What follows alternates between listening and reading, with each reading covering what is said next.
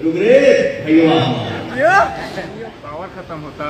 ये देखो क्या है, वो से हमारे बड़ी लोग एक तो बाप बोला तो कंट्रोवर्सी हो जाता है। इतना गंगा उखाड़ देता रहता है, भाई हो गया वो हो गया। अच्छा ये हमारे भोजपुरी ये जाके समझे वाला बात ये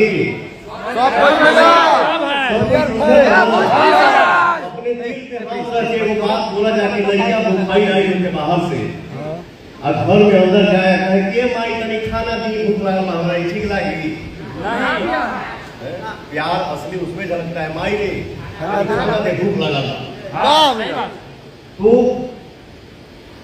मैं जब जिसको समझता हूँ कि हमारा भाई है, हमारा परिवार है, हमारा छोटा है, तो ये प्यार से निकलता है, ये हक है, मेरा अधिकार है। मैं बोलता हूँ कि रुक दे भाई हमारा, रुक जा सर।